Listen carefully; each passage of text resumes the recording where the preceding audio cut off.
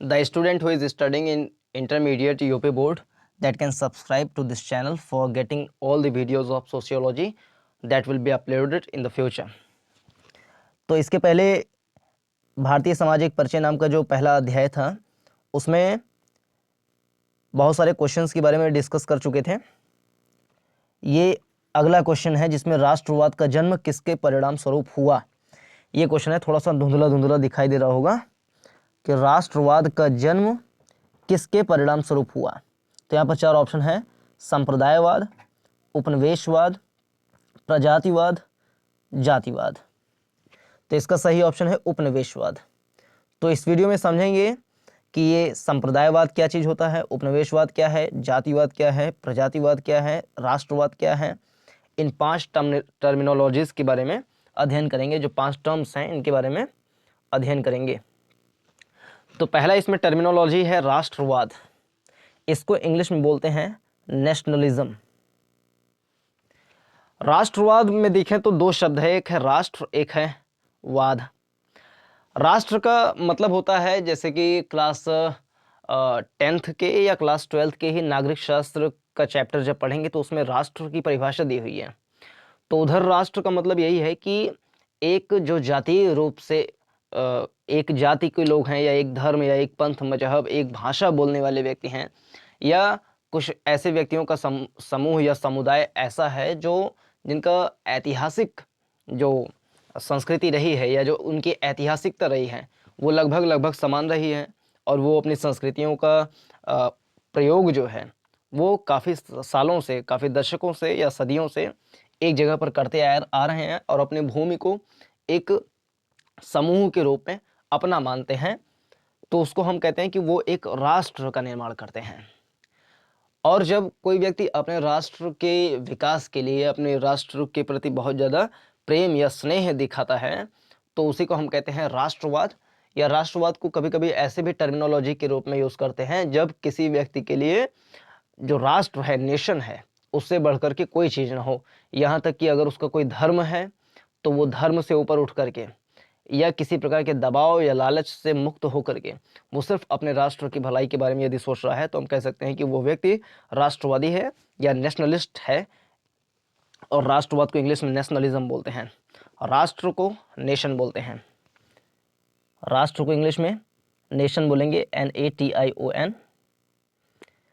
लेकिन जब इसे हम कह लेंगे कि राष्ट्रवादी व्यक्ति है तो उसी को हम बोल लेंगे नेशनलिस्ट, यानी NATION के आगे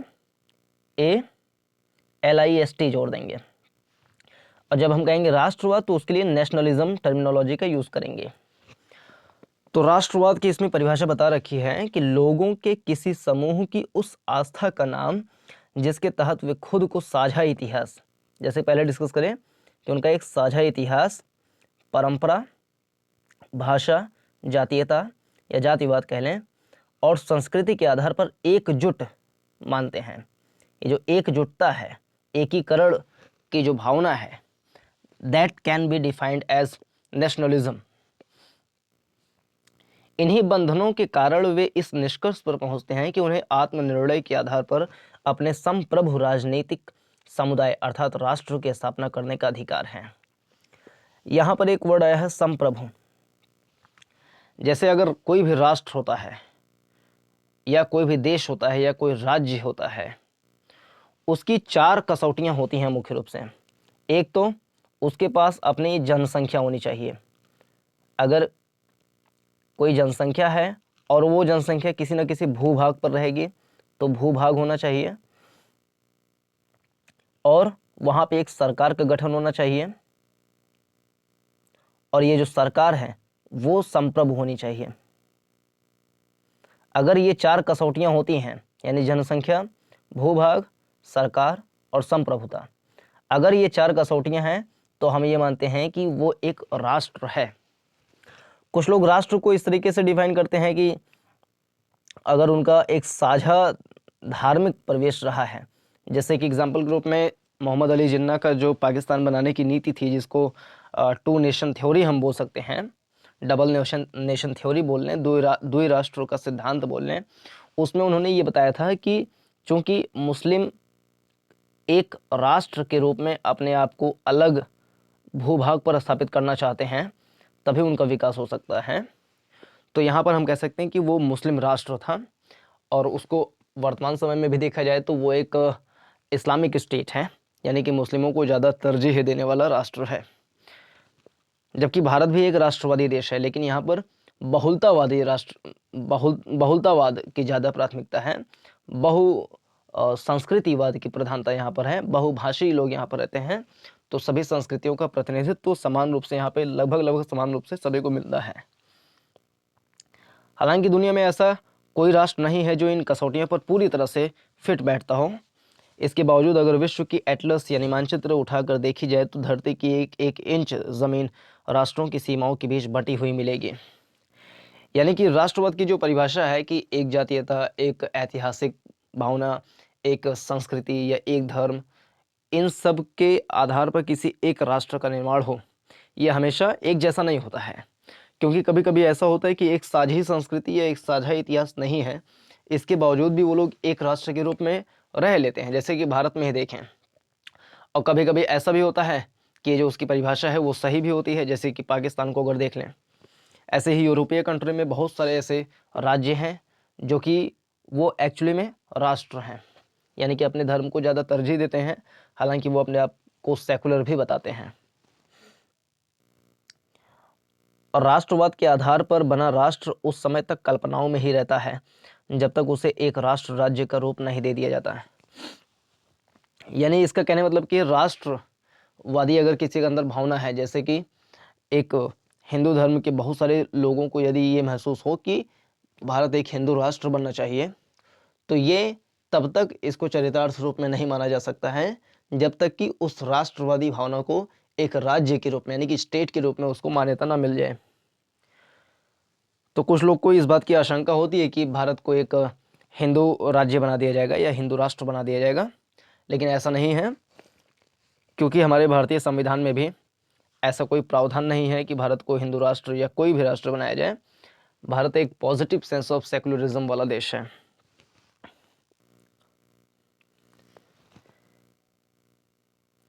राष्ट्रवाद की परिभाषा और अर्थ को लेकर व्यापक चर्चाएं होती रही हैं। राष्ट्रवाद की सुस्पष्ट और सर्वमान्य परिभाषा करना आसान नहीं है।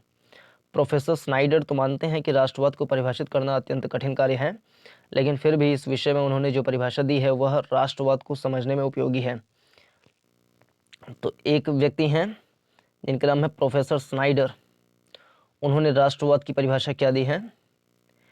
इतिहास के एक विशेष चरण पर राजनीतिक, आर्थिक, सामाजिक व बौद्धिक कारणों का एक उत्पाद राष्ट्रवाद एक सुपरिभाषित भौगोलिक क्षेत्र में निवास करने वाले, यानी एक सुपरिभाषित भौगोलिक क्षेत्र होना चाहिए। यानी ऐसा नहीं हो कि उसकी भौगोलिक परिस्थिति या परिस्थिति कहाँ कहाँ तक फैली हुई है, इस बात की परिभाषा निश्चित ही ना हो। तो सुपरिभाषित भौगोलिक क्षेत्र में निवास करने वाले व्यक्तियों का एक समूह होना चाहिए, और उनकी जो मनः स्थिति है, अनुभव या भावना है, जो समान भाषा बोलते हैं, एक तरह की भाषा बोलते हैं, जिनके पास एक ऐसा साहित्य है जिनमें राष्ट्र की अभिलाषाएं व्यक्त हो चुकी हैं, जो समान परंपराओं व समान रीति रिवाजों से संबंध है, जो अपने वीर पुरुषों की पूजा करते हैं और कुछ स्थितियों में समान धर्म वाले हैं, तो उन्हीं को एक कह सकते हैं कि एक राष्ट्र के रूप में उसको मान्यता दी जाती है। ऐसा प्रोफेसर स्नाइडर ने बताया है अपनी डेफिनेशन में। और यही परिभाषा राष्ट्र के लिए या राष्ट्रवाद की संकल्पना को बनाने के लिए मानी हुई जाती है। अगर राष्ट्रवाद को देखें तो ये एक आधुनिक संकल्पना है, यानी कि मॉडर्न फिलॉसफी है या मॉडर्न कॉन्सेप्ट है, जिसका विकास पुनर्जागरण के बाद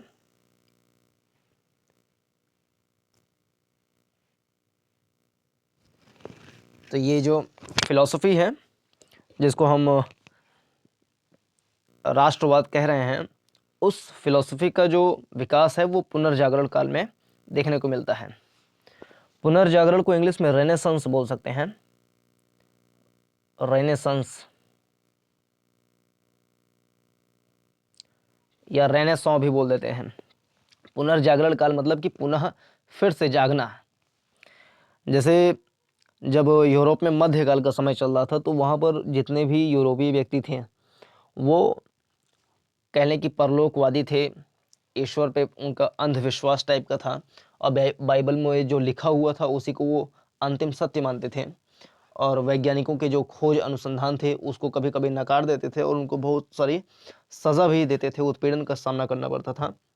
लेकिन जब धीरे धीरे जागरूकता का प्रसार हुआ तो यूरोप में पुनर्जागरण यानी फिर से लोग जागे और उनकी वैज्ञानिक प्रगति भी हुई, औद्योगिक क्रांति हुई और धीरे धीरे वो उपनिवेशवाद की ओर भी बढ़े। तो वही वर्ड है पुनर्जागरण। पुनर्जागरण के बाद यूरोप में राष्ट्र राज्यों के रूप में हुआ। राष्ट्रवाद का उदय 18वीं और 19वीं सदी के यूरोप में हुआ था। अगर पूछे कि राष्ट्रवाद का उदय कब हुआ था तो राष्ट्रवाद का उदय 18वीं और 19वीं सदी के यूरोप में हुआ था। और यूरोप वाला राष्ट्रवाद फिर भारत में आकर के एक उसकी नई परिभाषा के रूप में भारत में भी उभरा। यूरोप में जो राष्ट्र का सिद्धांत चला वो कहीं ना कहीं धर्म केंद्रित था, लेकिन भारत में जो राष्ट्रवादी भावना उभरी वो कह सकते हैं कि जो उपनिवेशवादी जो उत्पीड़न थी उसके विरुद्ध में भारत में राष्ट्रवाद का उदय हुआ, जबकि यूरोप के ऊपर किसी प्रकार का उत्पीड़न नहीं था। इनकी धार्मिक भावनाएं जो थी उसके कारण से एक राष्ट्र राज्य का दर्जा उन्होंने अपने आप को बनाया। बहुत सारे देश ऐसे बने जो एक राष्ट्रीय भावनाओं के रूप में रहते थे और वो अलग राज्य का दर्जा भी बनाए। लेकिन भारत में राष्ट्रवादी भावनाएं उपनिवेशवाद के उत्पीड़न के फलस्वरूप बना। लेकिन अपने केवल 200-250 साल पुराने ज्ञात इतिहास के बाद भी यह विचार बेहद शक्तिशाली और टिकाऊ साबित हुआ है। राष्ट्रवाद के प्रतिपादक कौन है? तो उनका नाम है जॉन गॉटफ्रेड हर्डर। राष्ट्रवाद के प्रतिपादक जॉन गॉटफ्रेड हर्डर थे, जिन्होंने 18वीं सदी में पहली बार इस शब्द का प्रयोग करके जर्मन राष्ट्रवाद की नींव डाली। उस समय यह सिद्धांत दिया गया कि राष्ट्र केवल समान भाषा, ये समान वर्ड कई बार आ रहा है। राष्ट्रवाद की परिभाषा उन्होंने क्या दी थी? तो समान भाषा, समान नस्ल, समान धर्म या समान क्षेत्र से बनता है राष्ट्रवाद या राष्ट्र। किंतु जब भी इस आधार पर समरूपता स्थापित करने की कोशिश की गई तो तनाव एवं उग्रता को बल दिया। जब राष्ट्रवाद की सांस्कृतिक अवधारणा को जोर जबरदस्ती से लागू करवाया जाता है तो यह अति राष्ट्रवाद या अंध राष्ट्रवाद कहलाता है। जैसे भारत को एक हिंदू राष्ट्र बनना चाहिए, अगर इस चीज़ को चरितार्थ करने के लिए किसी प्रकार के हिंसक कार्यवाही का प्रयोग किया जाता है या अनैतिक कार्यवाही का प्रयोग किया जाता है तो ये अति राष्ट्रवाद या अंध राष्ट्रवाद कहलाएगा, जो कि अपने आप में गलत है। इसका अर्थ हुआ कि राष्ट्रवाद जब चरम मूल्य बन जाता है तो सांस्कृतिक विविधता के नष्ट होने का संकट उठ खड़ा होता है। सांस्कृतिक विविधता के नष्ट होने का जो संकट इसमें बता रहा है, इसका मतलब यही है कि यदि हम हिंदू राष्ट्र बनाने के चक्कर में पड़ जाएंगे तो जो हमारी विविधता है, बहुत सारे धर्म और संस्कृति, भाषा, मजहब, पंथ, संप्रदाय के रहने वाले जो व्यक्ति हैं वो कहीं ना कहीं मिट जाएगी और एक ही धर्म, एक ही संस्कृति, एक ही इतिहास वाले व्यक्ति लोग रहेंगे, एक ही प्रकार की भावना या एक ही प्रकार का उनका फिलॉसफी रहेगा। तो जो हमारी बहु संस्कृति वाली देश है, जिसको हम अनेकता में एकता का सिद्धांत कहते हैं, तो वो कहीं ना कहीं नष्ट हो जाएगी। राष्ट्रीय सीमाओं के भीतर रहने वाले लोगों को अपने अपने राष्ट्र का अस्तित्व स्वाभाविक, प्राचीन, निरंतर और स्थिर लगता है। इस विचार की ताकत का अंदाज़ा इस हकीकत से भी लगाया जा सकता है कि इसके आधार पर बने राष्ट्रीय समुदाय वर्गीय, जातिगत और धार्मिक विभाजनों को भी लांघ जाते हैं। इसमें यह है कि जब अति राष्ट्रवाद या अंध राष्ट्रवाद जब बढ़ता है तो जो जातिगत विविधता है, जो धार्मिक विभाजन है, वो लोग भूल जाते हैं और राष्ट्रवाद जो है सबसे ऊपर प्रखर रूप में निकल करके आता है। राष्ट्रवाद के आधार पर बने कार्यक्रम और राजनीतिक परियोजना के हिसाब से जब किसी राष्ट्र राज्य की स्थापना हो जाती है तो उसकी सीमाओं में रहने वालों से अपेक्षा की जाती है कि वे अपनी विभिन्न अस्मिताओं के ऊपर राष्ट्र के प्रति निष्ठा ही अहमियत देंगे। यानी अपनी विभिन्न अस्मिताओं के ऊपर राष्ट्र के प्रति अपनी निष्ठा, यानी कि राष्ट्र जो है, नेशन जो है वो फर्स्ट होना चाहिए, नेशन फर्स्ट। जैसे कि आचार्य चाणक्य ने भी कहा था कि यदि राज्य का कानून और धर्म के कानून में कोई विरोधाभास हो तो राज्य का कानून ऊपर माना जाएगा। तो चाणक्य जी ने भी राष्ट्र को ज़्यादा महत्वपूर्ण माना था। तो जिस समय अपनी व्यक्तिगत जो अस्मिता है, व्यक्तिगत रुचि है, उसका भी त्याग करते हुए राष्ट्र के कल्याण के बारे में जब उसको प्रखरता से और प्रमुखता से उठाया जाए तो वही राष्ट्रवादी भावना होती है। वे राष्ट्र के कानून का पालन करेंगे और उसकी आंतरिक और बाह्य सुरक्षा के लिए अपने प्राणों का बलिदान भी दे देंगे। यहाँ यह स्पष्ट कर देना जरूरी है कि आपस में कई समानताएं होने के बावजूद राष्ट्रवाद और देशभक्ति में अंतर है। जैसे राष्ट्रवाद और देशभक्ति क्या है, इन दोनों में कुछ मूलभूत अंतर है। हालांकि नेचर में लगभग समान है, लेकिन कुछ मूलभूत इसमें अंतर है। राष्ट्रवाद अनिवार्य तौर पर किसी न किसी कार्यक्रम और परियोजना का वाहक होता है, जबकि देशभक्ति की भावना ऐसी किसी शर्त की मोहताज नहीं होती है। यानी राष्ट्रवाद कभी कभी राजनीतिक कारणों से उभर करके आ जाता है, कुछ अन्य कारणों से उभर करके आ जाता है, लेकिन जो देशभक्ति है वो अपने आप में किसी के बहकावे या उकसावे से नहीं होता है, बल्कि वो एक अपने स्वाभाविक मूल्य के रूप में वो व्यक्ति के अंदर में होता है। यानी कि वो हो सकता है कि सेना में जाकर के लड़ाई न लड़े बॉर्डर पर, लेकिन वो कुछ ऐसे कृत्य करके ही वो अपनी एक देशभक्ति दिखा सकता है। राष्ट्रवाद के आलोचकों की कमी नहीं है और न ही उसे खारिज करने वालों के तर्क कम प्रभावशाली हैं। एक महाव्याख्यान के तौर पर राष्ट्रवाद छोटी पहचानों को दबाकर पृष्ठभूमि में धकेल लेता है। तो यह मुख्य रूप से राष्ट्रवाद के बारे में थी बातें। और राष्ट्रवाद की जो विरोधी विचारधारा है उसी को हम कहते हैं उपनिवेशवाद। और उपनिवेशवाद के बारे में भी कई सारे बातें हैं जिनके बारे में शायद इस वीडियो में चर्चा किया जाए तो वीडियो बहुत लंबा भी हो सकता है, लेकिन एक परिचय के रूप में देख लें कि उपनिवेशवाद क्या है। 1453 में तुर्कों द्वारा कुस्तुनतिनिया पर अधिकार कर लेने के पश्चात स्थल मार्ग से यूरोप का एशियाई देशों के साथ व्यापार बंद हो गया। तो यहीं से उपनिवेशवाद की स्थिति धीरे धीरे प्रारंभ हो जाती है। और जब हम आधुनिक भारत का इतिहास पढ़ते हैं, जैसे विपिन चंद्र जी की पुस्तक पढ़ेंगे, तो उसमें भी जो दूसरा चैप्टर है उपनिवेशवाद का आरंभ कह लें या यूरोपीय कंपनियों का भारत में आगमन, तो उसकी कहानी भी 1453 से शुरू होती है। ये भारतीय इतिहास में एक महत्वपूर्ण तिथि है, जिसके बाद धीरे धीरे उपनिवेशवाद की स्थिति आई। इसके बारे में डिटेल में न चर्चा करते हुए सिंपल में चर्चा कर लें कि सबसे पहले ये बड़ा सा ऐसे यूरोप था। इस तरफ वाले भाग को बोलते थे पूर्वी रोमन साम्राज्य, और इस वाले भाग को बोलते थे पश्चिमी रोमन साम्राज्य। और इसी के नीचे था मेडिटेरेनियन सी, यानी कि भूमध्य सागर। और फिर इसी के बाद से इधर आ जाता था, शुरू हो जाता था पूरा एशिया। यहाँ पर पूरा एशिया था और एशिया में यहीं पर अपना भारत था।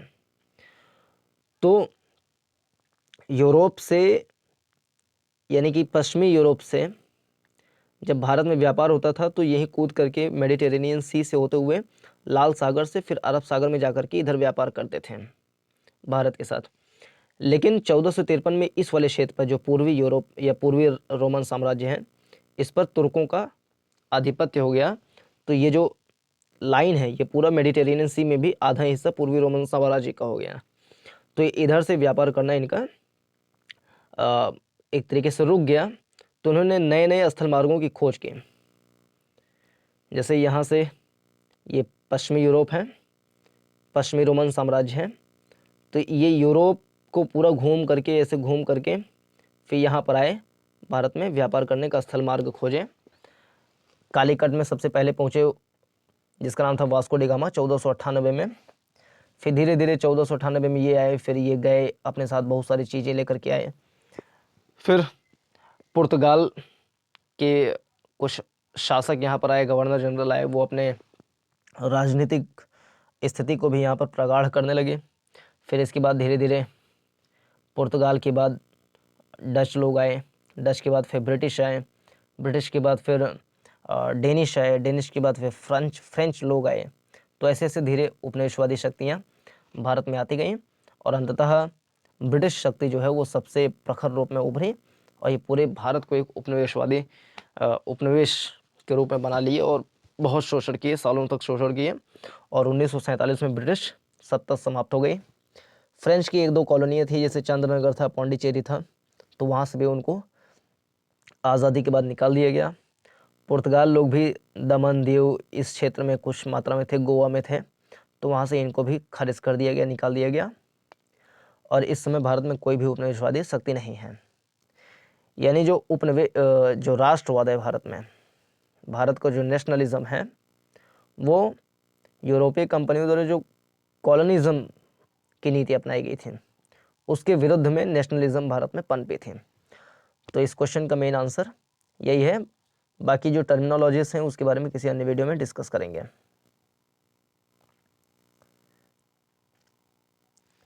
राष्ट्रवाद का जन्म उपनिवेशवाद के परिणाम स्वरूप उत्पन्न हुआ। ये क्वेश्चन 2020 में पूछा भी गया था। तो इस वीडियो में फिलहाल इतना ही। वीडियो देखने के लिए धन्यवाद। नमस्कार, जय हिंद।